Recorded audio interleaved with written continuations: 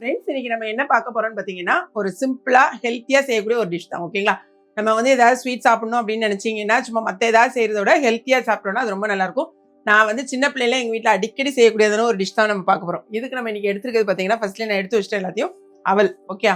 இந்த அவல் வந்துட்டு ரெண்டு டைப்ல இருக்கு. சிகப்பு கலர்லயும் கிடைக்கும், வெள்ளை கலர்லயும் கிடைக்கும். அது மாதிரி தின்னா இருக்கும், இல்லைன்னா திக்கா இருக்கும். எது வேணாலும் நீங்க யூஸ் பண்ணலாம். இந்த அவல் தான் யூஸ் பண்ணணும்னு கிடையாது. இன்னைக்கு என்கிட்ட இருந்தது பார்த்தீங்கன்னா வெள்ளை அவல். வெள்ளையில உள்ளது தட்டை ரொம்ப ஃப்ளாட்டாக இருக்கும் பார்த்தீங்களா, அந்த அவல் தான் நான் எடுத்திருக்கேன். இது வந்து என்ன எடுத்திருக்கேன்னு பார்த்தீங்கன்னா இது பாருங்க, இந்த மெஷரிங் கப்புக்கு 2 கப் எடுத்திருக்கேன்.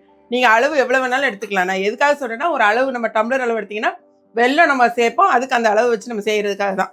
ஸோ இதை வந்து கொஞ்சம் டஸ்ட் இருந்துச்சுன்னா அதெல்லாம் வந்து க்ளீன் பண்ணி எடுத்துக்கோங்க. இப்போ நான் நல்லா க்ளீன் பண்ணி எடுத்துட்டேன். இதை என்ன பண்ண போகிறேன்னா ஃபர்ஸ்ட்டில் கொஞ்சம் லைட்டாக வந்து வறுத்து எடுத்துக்கலாம். அப்போ வந்து ஒரு வாசனை நல்லாயிருக்கும். இதை வறுக்காமல் பண்ணினாலும் ஓகே தான், ஒன்றும் தப்பு கிடையாது. இப்போ வறுத்து நம்ம பண்ணோன்னா நல்ல ஒரு வாசனையோடு இருக்கும்.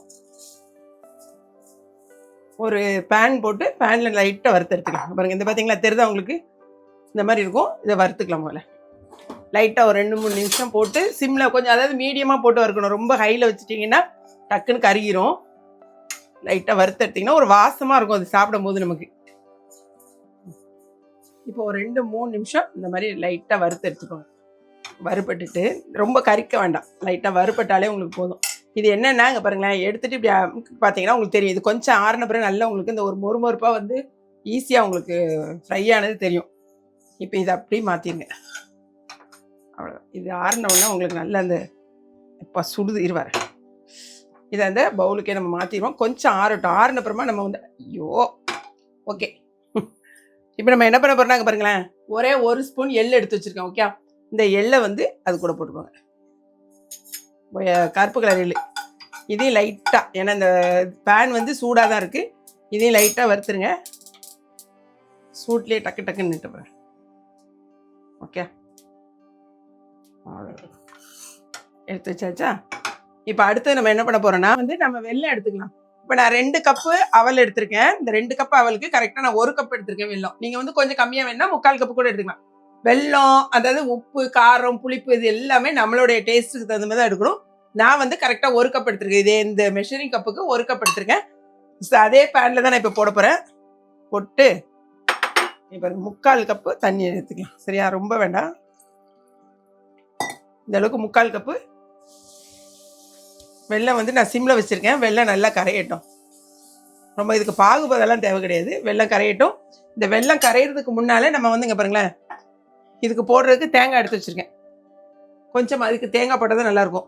தேங்காய் வந்து இந்த மாதிரி குட்டி குட்டியாக கட் பண்ணி வச்சுருக்கேன். அதை மிக்ஸி ஜாரில் போட்டுட்டு, இந்த நீங்கள் ஏலக்காய் தூள் வச்சுருந்தீங்கன்னா ஏலக்காய் போட வேண்டாம். நான் வந்து ஏலக்காய் தூள் இல்லாதனால 2 இது ஏலக்காய் நான் ஆட் பண்ணிக்கிறேன். கூடவே இந்த சின்ன சின்னதாக கட் பண்ண தேங்காவையும் நீங்கள் போட்டுக்கோங்க. போட்டு மிக்சியில் போட்டு முதல்ல ஒரு அடி அடித்து எடுத்துகிட்டு வந்துடலாம். இது வந்து அதுக்குள்ளே நம்ம கரெக்டாக இருக்கும். இதுவும்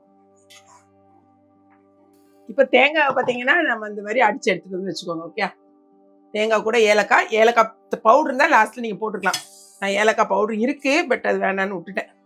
இங்கே பாருங்க, எடுத்து வறுத்து வச்சுருக்கிற அவளையும் நீங்கள் இந்த மாதிரி எடுத்துக்கோங்க.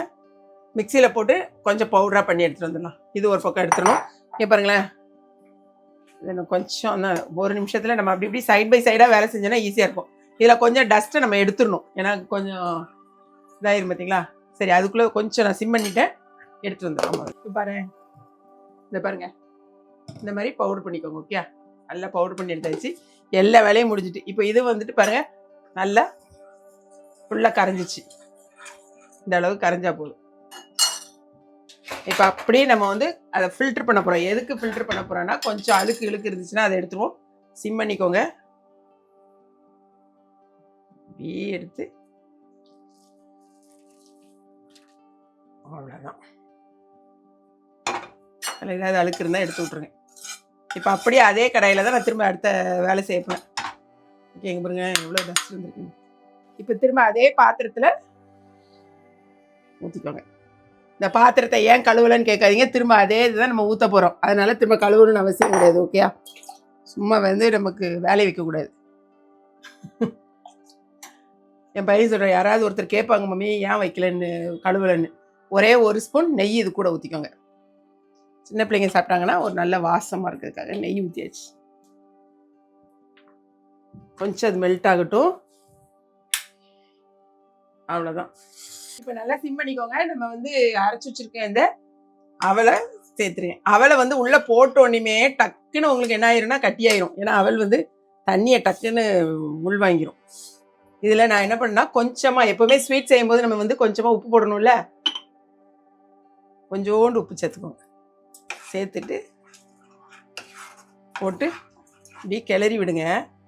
கூடவே நம்ம எடுத்து இது பண்ணி வச்சுருக்கோம் பார்த்தீங்களா, அது என்ன எள்ளு, அது கூட போட்டுக்கோங்க. வாசமாக இருக்குல்ல? இங்கே பாருங்க, தேங்காய் நம்ம எடுத்து வச்சுருக்கோமா, அதையும் அது கூட போட்டுக்கோங்க. நான் வந்து கொஞ்சம் தேங்காய் நிறையா தான் போட்டிருக்கேன். இது எனக்கு பிடிக்கும். நீங்கள் தேங்காய் இவ்வளோ போடணும்னு அவசியம் கிடையாது. உங்களுக்கு பார்த்துட்டு இது நிறைய தேங்காய்ன்னு சொல்லுவீங்க, பட் தேங்காய் நிறையா போட்டால் நல்லாயிருக்கும். இதையும் அது கூட போட்டு நல்ல ஒரு கிளறு. 2 நிமிஷம் கிளறின உடனேயுமே கொஞ்சம் டைட் ஆயிரும் மாவு. மாவை பார்க்கவே எப்படி இருக்கு பார்த்தீங்களா? 2 நிமிஷம் அப்படியே போட்டு கிளறுங்க. பார்த்தீங்கன்னா பாருங்க, மாவு எப்படி வந்துட்டு பார்த்தீங்களா? இப்போ ஸ்டவ்வை ஆஃப் பண்ணிடுங்க. கொஞ்சம் நேரம் ஆற விட்டுருங்க. கொஞ்சம் ஆறுனதுக்கப்புறமா இதை வந்து நம்ம கொழுக்கட்டை மாதிரி பிடிக்க போகிறோம். ஓகே, இப்போ கை வச்சிட்டிங்கன்னா ரொம்ப சூடாக இருக்கும். பட் என்ன பண்ணுங்கன்னா, டேஸ்ட் பார்க்கலாமா? ரொம்ப சூப்பராக இருக்குது. நான் பிள்ளைகளுக்கா அந்த இதை இப்படியே நீங்கள் உருண்டை பிடிச்சி பிள்ளைகளுக்கு கொடுத்துலாம், ரொம்பவே சூப்பராக இருக்கும். ஆனால் நான் வந்து இது கொழுக்கட்டை மாதிரி அவிச்சு சாப்பிட்டா இன்னுமே சூப்பராக இருக்கும். கரெக்டான கன்சிஸ்டன்சி இருக்குது. கொஞ்சம் ஆறட்டும். ஆறின பிறகு நம்ம இப்படி செய்யணும் பார்க்கலாம். பார்த்தீங்கன்னா கை கொடுக்குற சூடுக்கு வந்துட்டு சரியா? இப்போ இந்த டைமில் நல்லா வந்து எப்படி எடுக்க போகிறோன்னா, அங்கே பாருங்களேன், இப்படி எடுத்துட்டு இதை என் பையனும் சரி நானும் சரி நிறைய சும்மாவே சாப்பிட்டாச்சு. ஓகேவா? இப்படி வச்சு நான் அடுப்பில் என்ன வச்சுருக்கேன்னு பாருங்கள், இட்லி சட்டி வச்சாச்சு, இட்லி பாத்திரம். இதை நீங்கள் உருண்டையாக பிடிச்சி வச்சாலும் ஓகே.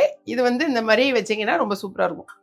2 இதுலேயும் வச்சுட்டு கரெக்டாக ஒரு 5 to 7 minutes பாருங்க. இது கூட இந்த தேங்காவை இப்படிலாம் வச்சு சாப்பிடும்போது அவ்வளோ ஒரு சூப்பராக இருக்கும். இந்த மாதிரி நீங்கள் ட்ரை பண்ணி பாருங்கள். நம்ம எதுலாமோ பொரிச்சு அந்த மாதிரி சாப்பிட்றோம், எதுக்கு எடுத்தாலும் உடனே வாங்கி கொடுக்கோம், இல்லை பொரிச்சு சாப்பிட்றோம், அப்படி தானே? அப்படி செய்யாமல் இந்த மாதிரி நீங்கள் வீட்டில் பிள்ளைங்களுக்கு ஹெல்த்தியாக நீங்கள் செஞ்சு கொடுங்க. பிள்ளைங்க ஒரு நாள் நீங்கள் செஞ்சிட்டிங்கன்னு வச்சுக்கோங்களேன், ஒன்னோடலாம் நிறுத்தவே மாட்டாங்க. நிறையா வேணும்னு பிள்ளைங்க அவங்க பாட்டுக்கு சாப்பிட்டுட்டே இருப்பாங்க. செம சூப்பராக இருக்கும். இது வந்து இப்போ பார்த்தீங்கன்னா சென்னையில் நைட் நல்ல ஒரு மழையும் வர பெய்ய ஆரம்பிச்சிச்சு. அதுக்கெலாம் வந்துட்டு ஈவினிங் நீங்கள் இந்த மாதிரி ஸ்நாக்ஸ் செஞ்சு கொடுத்தீங்கன்னா சூப்பராக இருக்கும். எங்கள் அம்மா எங்களுக்குலாம் வந்துட்டு இந்த அவல் ரொம்ப ஃப்ரீக்வெண்ட்டாக எங்கள் வீட்டில் நாங்கள் சாப்பிட்றது, மார்னிங் டிஃபனாகவே எடுத்துக்குவோம். எல்லாத்தையுமே இந்த மாதிரி கொழுக்கட்டை பிடிச்சிட்டோம். ஓகே, இந்த மாதிரி போட்டு 2 இதில் வைக்கலாம். வச்சுட்டு ஒரு 5 to 7 நிமிஷம், 5 minutes வச்சாலே ஓகே தான். ஏன்னா ஒரு 7 நிமிஷம் வச்சுக்கோங்க. வச்சு எடுத்துட்டு உங்களுக்கு காமிக்கிறேன். வந்து ஆஃப் பண்ணி கிட்டத்தட்ட ஒரு 10 minutes ஆயிடுச்சு. ஓகேங்களா? நல்லா ஆற ஆரம்பிச்சிச்சு, சூடு ஆறிடுச்சு. எப்படி இருக்கு பாருங்க, செம சூப்பராக இருக்கும். இங்கே பாருங்களேன், இந்த இது வந்து எப்படின்னா நல்லா சாஃப்டாக இருக்கும். ரொம்ப அப்படி வச்சு ஷோ பண்ணிடலாமா? இது ஆக்சுவலாக நாங்கள் செஞ்சதில் 2 சாப்பிட்டாச்சு. சரியா? இருந்தாலும் உங்களுக்காக காமிக்காங்க பாருங்க, ஆவி பறக்க என் பையன் சாப்பிட்டுட்டு இருக்கான். அவ்வளோ ஒரு டேஸ்ட்டாக இருக்கும். இந்த இது நல்ல ஒரு சாப்பிட்டாங்க, பார்த்தீங்கன்னாலே தெரியும் பாரு. என் பக்கத்தில் காமிங்களேன். அது மாதிரி இந்த தேங்காய்லாம் இப்படி இருக்கும்போது எனக்கு ரொம்ப பிடிக்கும் இது வச்சு சாப்பிட்றதுக்கு.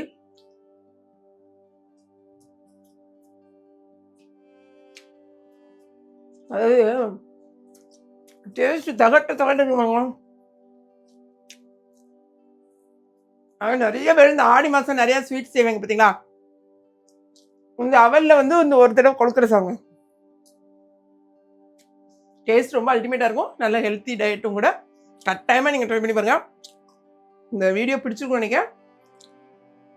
பிடிச்சிருந்துச்சுன்னா லைக் பண்ணுங்கள், மறக்காமல் நிறைய பேருக்கு ஷேர் பண்ணுங்கள், சப்ஸ்கிரைப் பண்ணுங்கள். தேங்க்ஸ் ஃபார் வாட்சிங்.